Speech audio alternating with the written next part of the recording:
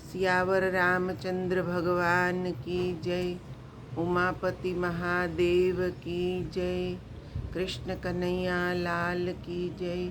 सद्गुरुदेव भगवान की जय।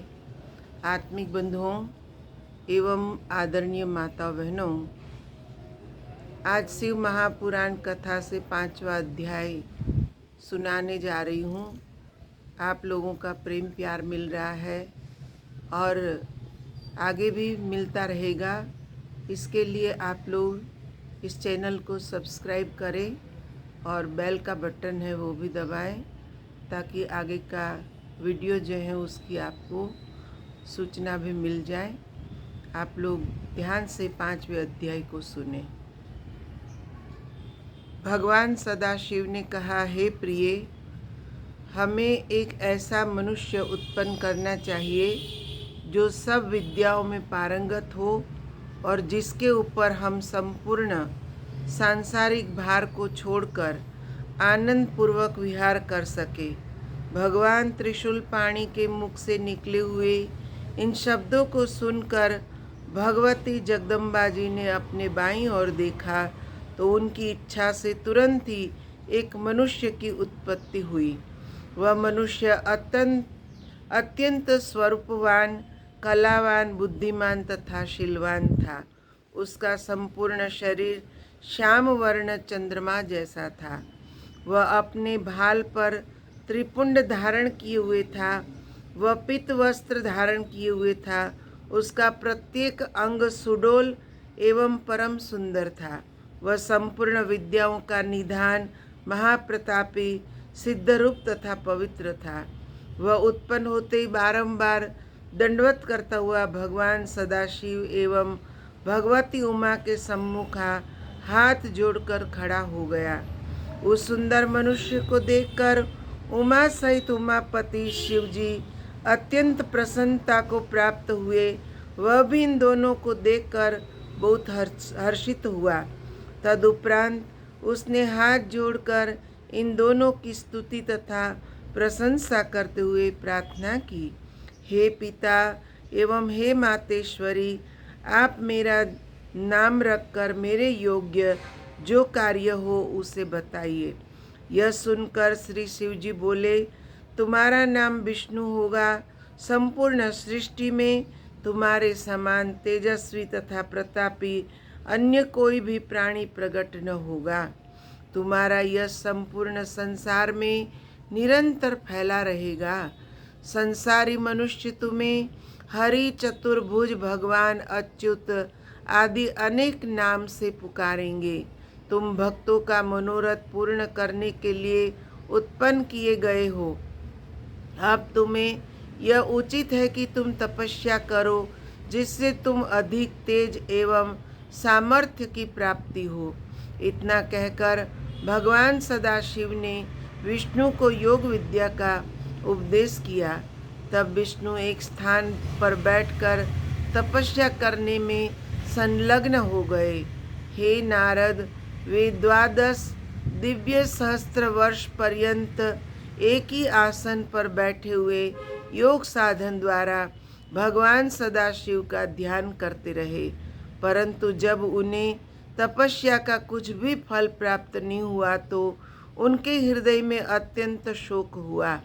उसी समय जिस प्रकार वर्षा में बादल गरजते हैं, ठीक उसी प्रकार यह आकाशवाणी हुई, हे विष्णु, तुम मन लगाकर फिर से तप करो, क्योंकि हम सुगमता से किसी को दिखाई नहीं देते हैं। इस आकाशवाणी को सुनकर उन्होंने पुनः अत्यंत कठिन तप करना आरंभ कर दिया। उस कठिन तपस्या के कारण विष्णु के पवित्र शरीर से इतना पसीना निकला कि उससे एक नदी बह चली।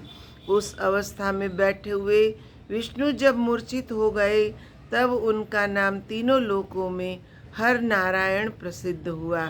वे इस प्रकार मूर्छित हो गए कि जैसे कोई निद्रा में शयन कर रहा हो। उसी दशा में भगवान सदाशिव की इच्छा से विष्णु की नाभि से एक कमल की उत्पत्ति हुई। उस कमल में बहुत सी पंखुड़ियाँ थी। वह देखने में बहुत ऊंचा, अत्यंत मनोहर तथा लंबा था। ब्रह्मा जी बोले, हे नारद, विष्णु को उत्पन्न करने के पश्चात भगवान सदाशिव ने मुझे अपनी दाईं भुजा से उत्पन्न किया और उसी कमल में बैठा दिया। मेरा रंग लाल था, मेरे 4 मस्तक थे, चारों दिशाओं की ओर खुल रहे थे। मेरे अन्य सभी अंग विष्णु के समान ही थे। मैं भी अत्यंत सामर्थ्यवान एवं तेजस्वी था। उसी समय मैंने यह आकाशवाणी सुनी, हे पुत्र, तुम्हारे अज, ब्रह्मा, धाता, विधाता, प्रजेश, परमेष्ठी, बहुगर्भ आदि अनेक नाम होंगे, परंतु मैं उस समय यह नहीं जान सका कि मुझे उत्पन्न करने वाला कौन है। हे नारद, भगवान सदाशिव की माया तीनों भुवनों को घेरे हुए हैं। वे जो चाहते वही होता है। अस्तु, जब मैं यह नहीं जान सका कि मैं किसके द्वारा उत्पन्न हुआ हूँ और किसका पुत्र हूँ तथा उस कमल के पुष्प की जड़ कहाँ है, तब मैंने अपने मन में यह विचार किया कि जिसके माध्यम से मैं उत्पन्न हुआ हूँ, यह कमल का पुष्प, उसकी दंडी में मैं चला जाता हूँ, वही मेरा पिता होगा। ऐसा निश्चय करके उस कमल की जड़ को जन्म देने वाले अपने पिता का पता लगाने के लिए मैं उस कमल की दंडी के मार्ग से उस जल के भीतर जा पहुँचा, जिसमें होकर वह कमल नाल ऊपर को निकली हुई थी। यद्यपि मैं उस कमल नाल के सहारे सैकड़ों कोसों तक पानी के भीतर चला गया, परंतु मुझे उसके उद्गम स्थान का कोई भी पता नहीं चल सका। तब मैं निरंतर 100 वर्षों तक प्रयत्न करने के बाद निराश हो जाने के शोक से व्याकुल होकर उसी स्थान पर पुनः लौट आया जहाँ से नीचे की ओर गया था। जब मैं पुनः ऊपर लौट कर आया तो यह देखकर मेरे आश्चर्य की सीमा नहीं रही कि वहाँ वह कमल पुष्प कहीं भी दिखाई नहीं देता था जिस पर मैं पहले बैठा हुआ था। इस अद्भुत दृश्य को देखकर मुझे अत्यंत चिंता हुई। तब मैंने संपूर्ण सृष्टि के स्वामी से अपनी रक्षा करने की प्रार्थना की। हे नारद, उस समय मुझे चिंता युक्त देखकर आकाशवाणी हुई, जिसके द्वारा 2 अक्षर प्रकट हुए। उन अक्षरों के सहारे 16 तथा 21 अक्षरों का और ज्ञान हुआ, जिनसे मैं बहुत सी बातों को जान सका।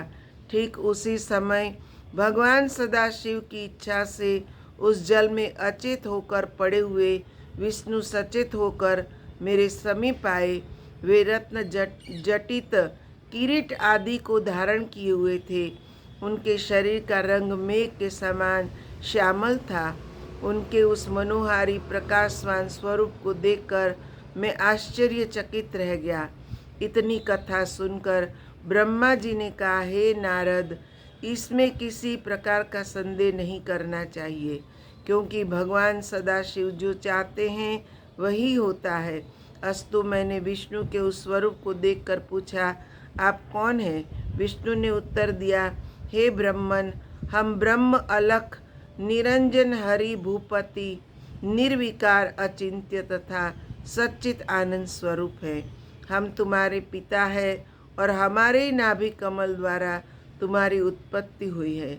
अब तुम निर्भय हो जाओ, क्योंकि हम तुम्हारे रक्षक हैं। हमसे ऊपर, हमारे समान अथवा हमसे उत्तम अन्य कोई नहीं है। हम सभी के स्वामी हैं। हे नारद, विष्णु जी की यह बात अज्ञानावस्था में ही कही थी कि हम ही उत्तम हैं और हम ही ब्रह्म हैं, क्योंकि वे उस समय शिव जी की माया से अचेत थे। भला इस संसार में ऐसा कौन है जिसे भगवान सदाशिव की माया भुलावे में नहीं डाल देती? हे नारद, विष्णु के मुख से यह वचन सुनकर मुझे अत्यंत क्रोध आया। तब मैंने उनसे कहा, हे विष्णु, तुम ऐसी असत्य बात मत कहो और केवल्य भाव का निश्चय रखो। यदि तुम हमें उत्पन्न करने वाले होते तो वेद हमें ब्रह्मा, पितामह, विधाता, परमेष्ठी आदि नामों से नहीं पुकारते।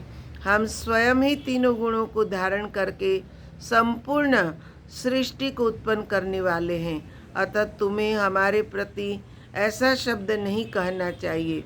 मेरी बात सुनकर विष्णु बोले, हे ब्रह्मा, तुम्हें ऐसे अज्ञान में पड़ना उचित नहीं है। हम सृष्टि को उत्पन्न करने वाले तुम नहीं हो, बल्कि हम ही हैं।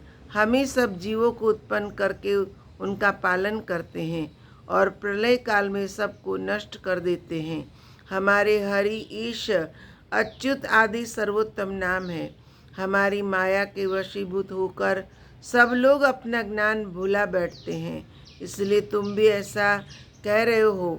इसमें तुम्हारा कोई दोष नहीं है। यह संपूर्ण संसार हमारे द्वारा ही उत्पन्न हुआ है और हमारे ही अधीन बना रहता है। हम ही ने वेदों को बताया है और तुम्हें नाभि कमल द्वारा उत्पन्न किया है। हमसे अधिक श्रेष्ठ अन्य कोई नहीं है। तुम अपने नामों पर अहंकार मत करो तथा क्रोध को त्याग कर जो वचन कहने योग्य तथा उचित है उन्हीं का प्रयोग करो। जिस प्रकार अंधा मनुष्य आँखों की महिमा का, निर्धन मनुष्य धनवान की अवस्था का वर्णन करे, उसी प्रकार वेद ने भी तुम्हारे नामों का वर्णन किया है। यदि तुम हमारा पूजन करोगे तो वह शुभ होगा, अन्यथा हम तुम्हें अपनी शक्ति द्वारा नष्ट कर देंगे। हे नारद, विष्णु के ऐसे अहंकार पूर्ण शब्द सुनकर पहले तो मुझे बहुत हंसी आई, फिर हृदय में इतना क्रोध उत्पन्न हुआ कि मैं उनका शत्रु बन गया और उनसे इस प्रकार कहने लगा, हे विष्णु, जिस प्रकार गुरु अपने शिष्य को झिड़क कर बुलाता है, उसी प्रकार तुम हमें उपदेश क्यों दे रहे हो। हे नारद, परस्पर इस प्रकार कहते हुए हम तथा विष्णु आपस में युद्ध करने लगे। शिव जी की माया से मोहित होकर हम दोनों ने बहुत समय तक खूब युद्ध किया, क्योंकि हम दोनों ही अपने को संपूर्ण सृष्टि का स्वामी समझते थे। अस्तु, यहाँ 5वां अध्याय समाप्त हो रहा है। बोल श्री उमापति महादेव की जय। हरिओम तत्सत।